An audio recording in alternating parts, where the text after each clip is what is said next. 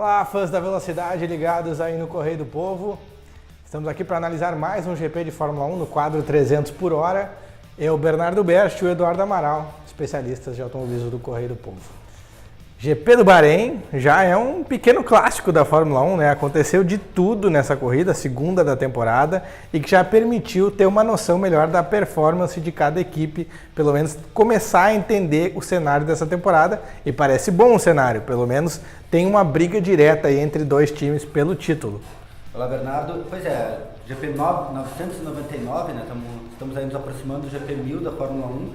Foi uma corrida muito animada, desde as primeiras posições até o pelotão do meio, tirando a Williams, que andou só. O pelotão no meio foi uma loucurada. O pelotão do meio, uma loucura. Eu vou te dizer que até a Williams foi divertida, para quem prestou atenção na cronometragem. O Kubica e o George Russell trocaram de posição umas 5 vezes ao longo da corrida. Eu queria chamar a atenção para um fato. O GP deste final de semana, ele termina com o Vettel cada vez mais pressionado. Sebastian Vettel sai, e todas as odds e tudo que se falou de Charles Leclerc, o Monegasco que veio, que encantou realmente, que fez uma grande corrida e que por coisas que acontecem na Fórmula 1, há também um certo movimento de extrema pena, gente, isso acontece. O Hakkinen já entregou uma corrida para o Schumacher a uma curva do final. É uma pena, uma tristeza, porque o menino tem 21 anos, mas a hora dele vai chegar, como o Hamilton disse. Agora, o que, para mim, a grande notícia que se instala dentro da Ferrari é: Vettel sai cada vez mais pressionado. Vettel não suportou a pressão, teve uma dificuldade. Até vou desenhar o cenário, né? Desculpa te interromper, mas só para o pessoal entender. O Charles Leclerc não conseguiu vencer porque deu um problema eletrônico no motor da Ferrari a 12 voltas do final. E porque segue no Vettel agora. E Vettel perde a posição para Hamilton, mas ele não só perde a posição com o mesmo pneu. Hamilton não... E isso foi uma coisa que me chamou a atenção. A Mercedes cometeu um erro na estratégia. Ela tentou trazer o Hamilton com o pneu macio para que ele ultrapassasse, tomasse o primeiro lugar, abrisse volta e conseguisse com isso, na troca, na hora de botar o pneu médio, o pneu um pouco mais duro, conseguisse ir até o final. Não funcionou. Hamilton não conseguiu ter desempenho para se aproximar das Ferraris e para assumir a liderança com o pneu macio. Porém, quando tinha o mesmo pneu, embora um pouco mais novo que o do Vettel, ele conseguiu ter um desempenho igual e até superior em alguns momentos ao da Ferrari e passou o Vettel. Só que o Vettel não só foi ultrapassado, ele rodou na sequência, completamente sozinho. Ele sentiu o bafo e não segurou. Como sempre, ele não tem um problema o Vettel me parece que ele se assusta com o Hamilton perto. Me assustaria também. Mas o fato é, o Vettel saiu muito pressionado. Os dirigentes da Fórmula 1 até aliviaram um pouco.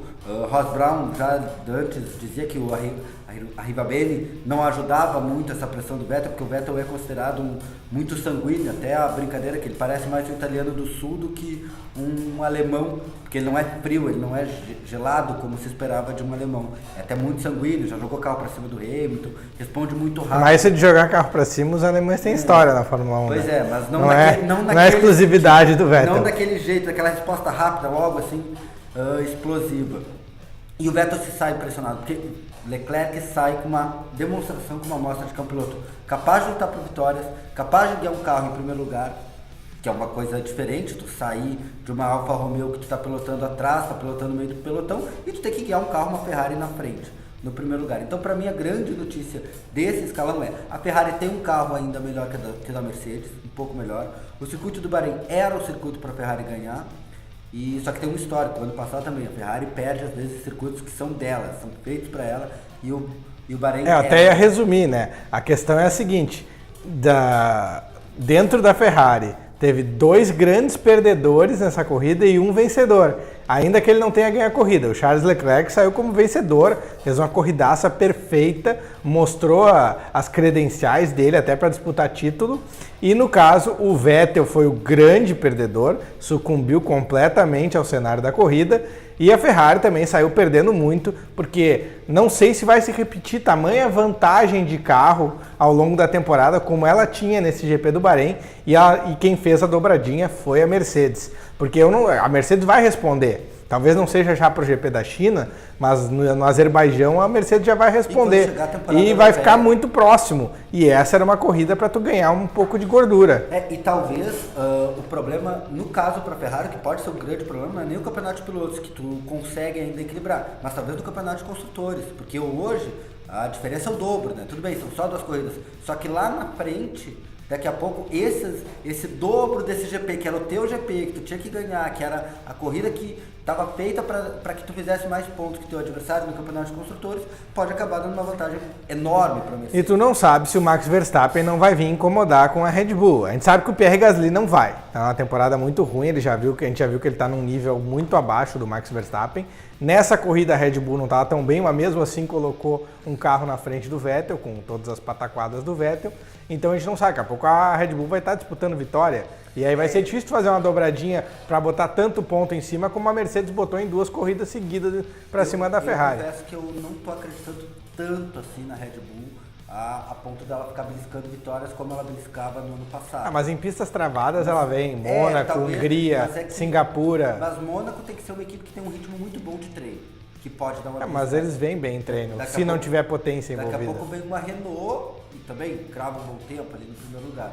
Agora a Red Bull, mas assim, o Verstappen é um bom piloto que ficou apagado esse fim de semana, fez uma corrida protocolar. Mas se tu comparar com o Pierre Gasly, já ficou bom para ele. Ficou bom, porque a gente vê, o Max foi 4º, sempre correndo sozinho, não ameaçou os 4 primeiros, ganhou a 4ª posição pela esculhambação do Vettel, quando foi ultrapassado pelo Hamilton. Mas tu pega, o Gasly largou em 12º e gramou para chegar em 10º. E só chegou nos pontos porque as 2 Renault abandonaram. Sim, senão não ia nem chegar nos pontos com a Red Bull. O ponto foi uma corrida apagada. Eu acho que a Honda teve muitos problemas nessa prova. Foi uma corrida bem apagada. A Red Bull em nenhum momento ameaçou o pelotão. Ela andou com tranquilidade na frente do resto, da Fórmula 1 do resto. Nem tanta, né? A gente viu o Carlos Sainz dar aquela cutucada no Verstappen com a McLaren. Sainz deu uma cutucada. E a McLaren talvez seja a grande surpresa para brigar, porque a McLaren colocou os 2 carros muito bem, tanto o Carlos Sainz quanto o Magnussen vieram bem. Lando Norris, desculpa. Por que eu tô com o Magnussen na cabeça? Ainda lembro do tempo dele. Mas tanto o Norris quanto os Carlos Sainz vieram muito bem, fizeram uma boa corrida, fizeram uma corrida consistente. Então talvez seja a McLaren, por mais incrível que possa parecer para quem assistiu o campeonato de 2018, né? A McLaren naquela draga terrível. Não tão draga quanto 2017. Mas vem numa sequência de anos muito ruins. Sim. Não, é um carro competitivo. A McLaren, desculpa, vem numa sequência de... Hoje a McLaren entrar na zona de pontuação com tranquilidade já é para soltar champanhe na Inglaterra, porque era um horror, que foi 2017, 2018 e até 2016, assim, a sequência da McLaren era terrível, e esse ano apresenta um carro melhor e com possibilidade de evoluir. Vamos puxar a conversa de novo para o Charles Leclerc, que eu acho que foi uma performance de um piloto pronto para andar no topo. Foi uma amostragem só, porque na primeira prova a gente não teve bem isso, mas tem também toda a história do ano passado, com uma baita temporada na Sauber, ainda sem toda aquela pressão, mas agora vindo para a Ferrari ele já respondeu muito bem. Ele foi meio verde antes da largada, no aquecimento de pneus, ele não conseguiu botar todo o calor que precisava nos pneus, e daí na largada a gente vê que ele pula junto com o Vettel, mas não traciona, e aí quase cai para 4º, precisa segurar ali em 3º na frente do Hamilton e o Bottas passa. Mas daí ele cresce e ele não se apavorou, porque um piloto menor poderia ter se apavorado e daqui a pouco ficava por ali mesmo, né? Mas não, ele volta forte, passa o Bottas o mais rápido que ele consegue na segunda volta e vai à caça do Vettel. E aí é interessante, dessa vez teve ordem de equipe e ele ignorou. Dessa vez ele disse, comigo não. Entrou no rádio, o cara dizendo, não, espera umas 2, ele entrou no rádio, vai só, estou mais rápido que o Vettel. E aí o engenheiro disse, espera umas 2 voltas pra gente ver o que acontece. Na mesma volta ele abriu a asa móvel e foi para cima do Vettel e passou. Eu sempre sou muito receoso com ânimos demais. É uma corrida, o Leclerc foi bem, só que não dá para esquecer que na primeira corrida ele mesmo disse que ele errou no treino e por isso, inclusive a fala dele, não posso errar assim com a Ferrari. Ele mostrou muita maturidade com a situação que teve, né? Não saiu chorando, sabe, entender o que é uma situação, o que acontece. Inclusive disse, tivemos sorte no meio do azar, por causa do safety car, com as duas Renault que acabaram... O que falar das duas Renault, né? Que acabaram falhando e aí conseguiu garantir para ele o terceiro lugar, porque senão ele ia ser ultrapassado e se desse relargada talvez ele perdesse até os pontos, porque o carro tinha perdido cerca de 150 cavalos. Ele ia chegar em quinto. Mais ou menos. Talvez até tivesse tido uma relargada não, relargada daí ele tinha perdido os pontos. Se tivesse uma relargada ele tinha perdido os pontos. Eu digo, sem o safety ele teria chegado em quinto. O carro estava muito devagar. Agora, ele é um bom piloto, isso é visível, já é sabido desde o trabalho dele na GP2, ele é um piloto consistente e ele jogou pressão, como eu falei para o Vettel. A reação agora, o que se vê, é como vai agir o Vettel como piloto experiente da casa e a Ferrari e como ele vai responder a essa reação. Porque o Vettel, alguma reação ele vai ter. Se a gente vai ver se repetir o caso Alonso-Hamilton, onde o estreante acabou com o experiente, temos que debater isso aí num outro vídeo. Na verdade, foi uma luta muito parelha. Quem brigou pelo título foi o Hamilton. O Hamilton tinha 18 anos, tinha 21 anos, era estreante. Os dois chegaram na última corrida com chance de título. Ele engoliu o Alonso, porque a obrigação ali era do bicampeão mundial. Assim como a obrigação agora é do tetracampeão. Concordamos em discordar, mas o tetracampeão é o obrigado a vencer. Tem que ver como vai ser a resposta do Vettel, se ele vai conseguir se recuperar e ganhar a equipe para ele. Eu acho só que o Vettel não tem o nível do Hamilton e do Alonso. O Charles Leclerc é uma incógnita ainda que a gente vai ver pro futuro. Tem esse detalhe. Qualquer piloto novo vira uma incógnita. Ele tem talento natural, isso a gente já percebeu, e tem maturidade. Ele talvez una duas coisas que sejam importantes. Talvez ele, no futuro isso vai mostrar. Se ele conseguir unir a velocidade, o arrojo, de um Verstappen e a inteligência de um Ricardo. Aí nós podemos ter o grande piloto da próxima geração, porque a geração Hamilton, Vettel, está se despedindo aí daqui a 3, 4 temporadas, a gente vai ver ele se despedindo. Talvez alguns antes, outros depois. O Hamilton eu acredito que tenha mais 3, 4 anos no auge e depois também todo mundo chega a um ponto que vai dizer tchau, beijo e bênção. Dessa nova geração que vem aí, temos o Ricardo, o Leclerc, que se credencia imediatamente, e o Max Verstappen. O resto ainda, Bottas, Hülkenberg, essa turma aí não entrou ainda ou não vai entrar. O Bottas sequer é da nova Mas vamos falar um pouquinho do Hamilton, que foi outro cara que fez uma prova perfeita dentro do que ele podia fazer. A tática não foi ideal, mas ele acreditou, ele passou o Bottas quando precisava, porque no começo da corrida ele estava atrás, e foi para cima do Vettel, resoluto, e aquela história, patrolou o Vettel, e ali meio que ele mostrou assim, se for para ter uma luta pelo título, o Vettel vai ter que tirar, sei lá da onde, né, digamos assim, a vontade para lutar com o Hamilton na pista. Porque vai ter que ser na pista, porque os carros vão estar parelhos. E o que chama atenção é que o Hamilton, mais uma vez, ele fez uma bela corrida, muito mais por ele do que pela Mercedes, porque a Mercedes errou a estratégia, deixou ele algumas voltas, todas as voltas. O Bottas chegou lá atrás. O Bottas a gente vê, o carro da Mercedes estava, em geral, bem abaixo da Ferrari. Meio segundo, mais ou menos. E mesmo assim, o Hamilton na pista tirou essa diferença quando teve melhor e colocou na frente do que ele baixou o sangue nos olhos e foi. Ele se colocou na frente entre as duas Ferraris. Talvez ele não chegasse, ele realmente não ia chegar, estava andando a 9 segundos e sem ameaçar. Tanto é que quando o carro, quando eu vi a primeira redução de parcial ali, caiu de 9 para 7, eu vi, acabou a corrida pro Leclerc, porque não tinha nada. Não tem como reagir. Não tem como reagir. O carro tá andando devagar, tá caindo 2 segundos. Só se eles achassem um jeito de reiniciar a recuperação de energia do carro. Mas não conseguiram. Agora, o Hamilton conseguiu, mais uma vez, mesmo com os problemas da equipe, superar os problemas da equipe e vencer a corrida. O que é muito bom para a Mercedes. Isso que dá título pro cara, né? É esse tipo de performance. E além disso, isso é muito bom para a Mercedes, porque mesmo quando ela errar, ela sabe que ela tem um piloto que pode garantir pontos pro campeonato de construtores. Sim. Então tu tem aí o grande favorito, segue sendo o Hamilton, porque se o grande favorito da Ferrari, que vai ter o melhor carro, ou um carro muito parelho, é o Vettel, se a Ferrari escolher o Vettel, o Hamilton acabou com o Vettel. Acabou com o Vettel na pista, não foi na estratégia, não foi no carro. Começa a pesar a balancinha pro Leclerc, né? Porque esse mostrou pelo menos que tinha bala na agulha. O Leclerc também tem uma coisa, o Leclerc ainda não teve uma disputa pau a pau com o Hamilton. Vamos ver o que vai acontecer. E aí tem que ver, e aí a grande incógnita. Quando os dois tiveram, porque o Hamilton foi super cavalheiro com o Leclerc, foi muito legal, um lorde. Um lorde inglês, embora os ingleses não gostem dele. Entretanto, na hora que for para a pista, quem conhece a trajetória do Hamilton sabe que ele não tem arrego. Não vai ter amizade, vai jogar limpo.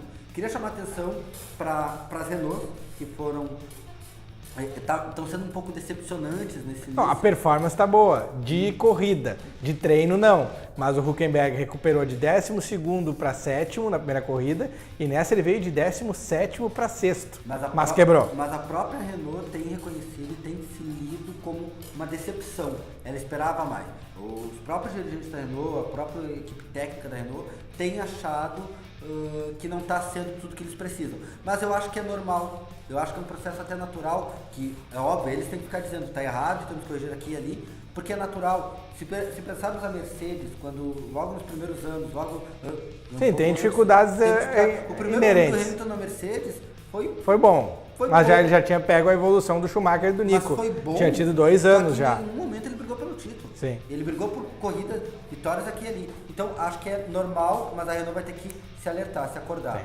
O meio do pelotão segue embolado. Até pra gente finalizar, vamos destacar a McLaren, que vem muito bem, que a gente já falou um pouquinho. Acho que tem performance para vir brigando junto com a Renault. A Alfa Romeo está no meio termo com o Raikkonen, porque o Giovinazzi está em outro nível.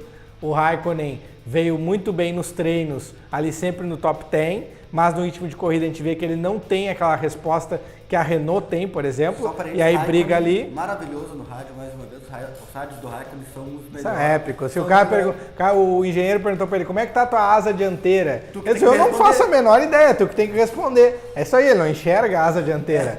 Eu acho que o Raikkonen teve outra. Não pode sair da Fórmula 1. Teve uma outra maravilhosa dele, há uns anos atrás, que o engenheiro começou no nome dele, tem que fazer isso. Eu sei o que eu estou fazendo. Não me incomoda.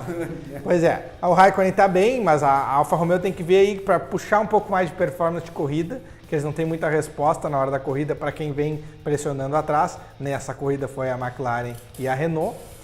A Haas muito forte de treino e na corrida caiu a performance bastante, não conseguiu nem chegar nos pontos. E aí vamos pegar, e aí tem a turma o Gasly, fez 1 ponto, que herdou 2 posições, já foi muito mal, vai ter que melhorar muito.